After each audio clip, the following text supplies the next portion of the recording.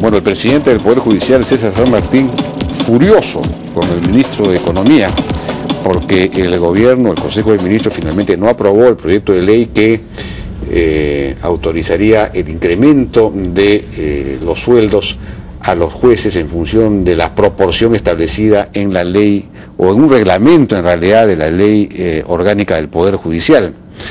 Y entonces por eso él ha ido al Congreso a presentar el proyecto de ley, porque tiene iniciativa legislativa el Poder Judicial, y formuló estas declaraciones. A ver, escuchemos.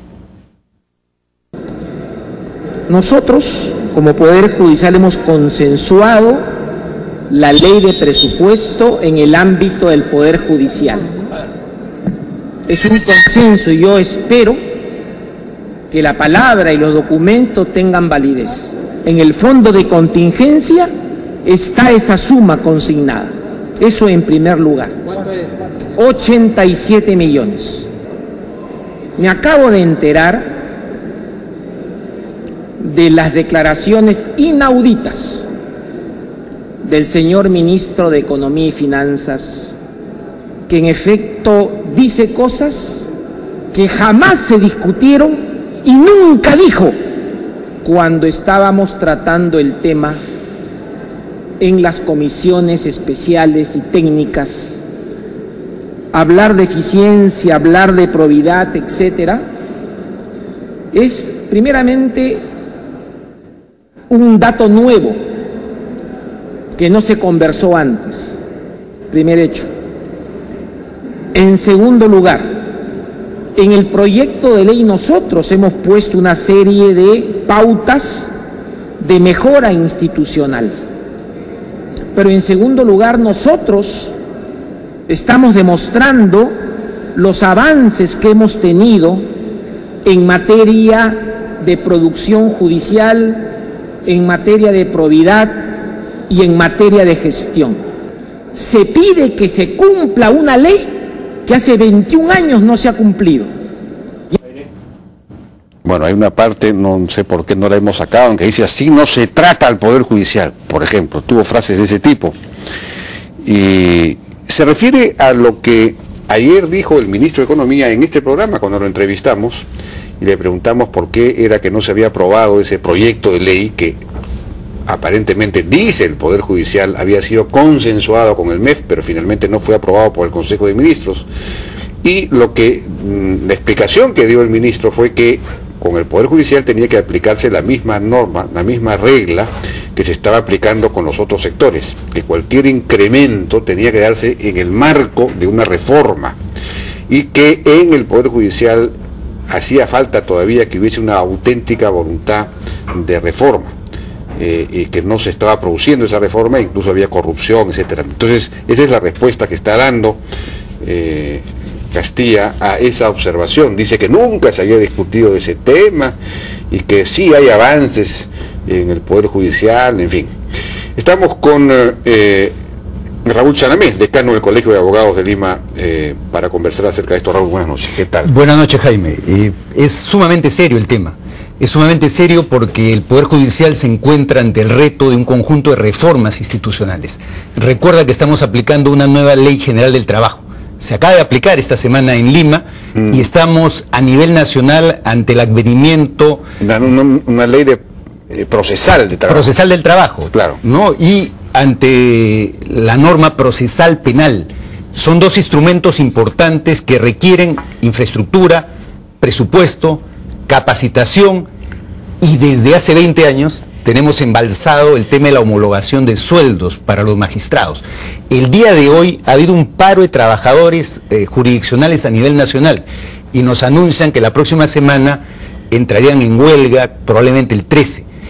Esto es muy grave en este contexto. O sea, necesitamos reformar, necesitamos cambiar el Poder Judicial, necesitamos optimizarlo, por supuesto, pero eso también se hace. El presupuesto del Poder Judicial es 1.56. Es quizá, prescindiendo de Haití, es el más bajo de América Latina. Chile tiene un presupuesto 4 veces superior, y Chile está aplicando las mismas reformas que el Perú, y Costa Rica tiene un presupuesto 8 veces superior. Que el Poder Judicial no goce la simpatía pública, cierto, pero no se soluciona minimizando el presupuesto al Poder Judicial. Bueno, pero hay una diferencia importante entre el sueldo de los magistrados y el de los auxiliares, digamos. Por supuesto. Entonces, es cierto que los auxiliares tendrían que incrementar su sueldo, porque ellos son finalmente los que revisan los expedientes, preparan las sentencias, son los que chambean. Entonces, y claro, como ganan muy poco, ahí la corrupción menuda, ahí es donde campea. Existe una pirámide. Todos los abogados que usted representa van ahí pues con los auxiliares, con ellos es que trabajan. El problema es estructural, ¿no? El problema es estructural. Hablando en relación a los sueldos, es una pirámide. En la base de la pirámide mayoritaria están los trabajadores jurisdiccionales, secretarios. Pero hay una brecha grande. Los promedios de sueldo son 1.500 soles. 1.500 claro. soles de promedio. Y entonces, ¿cómo le pedimos a un especialista que produzca una buena sentencia si no tiene para capacitar, si no tiene para subsistir? Y tú mencionas, ¿dónde es el lado más susceptible de la corrupción? Claro. Hay un tema estructural. Pero el tema de la homologación es un tema normativo. O sea, sí, pues, si vivimos en un Estado... De acuerdo, pues, pero recién se han acordado eso 19 años después, ¿no? Yo en toda mi existencia como periodista nunca había oído hablar de eso. De pronto lo que ocurre es que los magistrados no tenían la voluntad, por diversas razones, de exigirlo. Y ahora sí se han declarado pues, pero han esperado plenos jurisdiccionales. Pero yo acabo de estar en la mañana... Pero tiene razón el Estado peruano, en representación de los peruanos, de decir, oiga, ya, vamos a cumplir eso, pero ¿cuál es el plan de reformas? Exacto.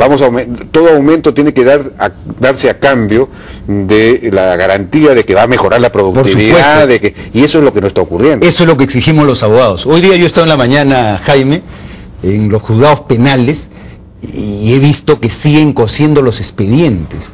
Entonces, ¿cómo podemos exigir? Es un tema de presupuesto, no tenemos informatizado los sistemas básicos en el Perú. Y entonces una justicia que no está tecnificada no puede avanzar, lamentablemente. No. Es un tema de presupuesto y es un país que está creciendo, como tú lo sabes, al 6% anual. Claro, o sea, eso también debería reflejarse en el tema presupuestal. Creo que hay un compromiso, no queremos de ninguna manera, señalo que es un problema estructural. Y si es un problema estructural, es un tema que atañe a los abogados, atañe a los jueces, a los justiciables. Pero creo que el tema del presupuesto debe debatirse públicamente y es un tema importante para encarar las reformas. Pero hay un tema y es que el presidente del Poder Judicial tiene un periodo de 2 años. Además no puede ser reelegido. Que concluye y justamente esta creo que es una derrota para San Martín. Así es. Y entonces el nuevo presidente que ingresa comienza casi desde cero. Entonces es una cosa, nunca vamos a avanzar. El Poder Judicial necesita un plan estratégico, digamos, de reformas de 5 o 10 años, de modo que cada presidente simplemente ejecuta lo que ya está establecido, es decir, modernizarse un poco en lo que se refiere a concepción, ¿no? Para ir profundizando reformas. Una cosa, hace falta eso. Por supuesto, se necesita planes de carácter público. El día de hoy yo me he reunido con los 3 aspirantes a la presidencia de la Corte Suprema y hemos hecho un compromiso de hacer el viernes 16 un conversatorio en el Colegio de Abogados de manera pública para que expliquen sus planes de gestión en los próximos 2 años. Porque ¿qué ha ocurrido hasta el momento? Claro, que se reúnen 18 vocales supremos y entre ellos, por simpatías, antipatías, por diversas razones, ungen a un presidente de la Corte Suprema y no sabemos cuál es su plan de gestión, no sabemos qué es lo que va a hacer o qué pretende institucionalmente hacer en relación al tema de control, probidad, carga procesal y las reformas que la sociedad reclama. Es por eso que consideramos que creo que hay la voluntad de producir cambios, pero eso no nos puede llevar a prescindir del tema económico. Van a proponer su plan de su gestión de 2 años. Nuevamente caemos en lo mismo, es decir, de repente, van a descontinuar lo poco que se ha podido avanzar. Pero lo peor, es decir, no hay una continuidad. Por supuesto, pero eso no es un problema del Poder Judicial, Jaime, es un problema del Estado. El Estado no tiene, el Estado en general, y eso es un tema que siempre lo hemos discutido, el Estado en general no tiene un plan de desarrollo. Y solo le exigimos al Poder Judicial. No, es cierto. Para comenzar, el presidente de la República dura 5 años y no 2 años. Entonces el periodo ya por lo menos tiene un horizonte de 5 años, ¿no? Tú estás planteando una reforma legal. no, por lo que se pongan de acuerdo en un plan estratégico que dure 5 o 10 años. Es decir, no 2 años, que es su gestión, claro, sino mucho más. Pero en fin, tienen, por ejemplo, me parece que se ha creado hace poco una oficina a la que se le ha encargado diseñar una metodología para medir el desempeño, la productividad de los jueces, tanto cuantitativo como cualitativo, es decir, la calidad de las sentencias, etcétera. Entonces esta oficina está trabajando, está buscando la manera de decir, está diseñando la metodología. Necesita un software le dicen de negocios, creo, no sé cómo se llama. De gestión de expedientes. De gestión de negocios, no sé, algo así. Que cuesta $20.000, pero no se lo dan. Hay resistencia a medirse, digamos, ¿no? A competir internamente, a decir, oiga, yo produzco mejor, más, entonces, claro, tiene que modernizarse. Sí, tiene que modernizarse, la opinión pública es severa con el Poder Judicial, los abogados también somos severos, acabamos de hacer una evaluación de jueces y fiscales, el 31% de magistrados han salido descalificados, somos críticos en relación al desempeño de la judicatura en el Perú, pero eso no puede obviar que se necesita presupuesto, se necesita recursos, claro, para modernizar este poder del Estado que es tan importante. Muy bien, Raúl Chanamé, muchas gracias por su participación a ti, Jaime, en la Hora N. Fue el decano del Colegio de Abogados de Lima. Vamos a una pausa y regresamos.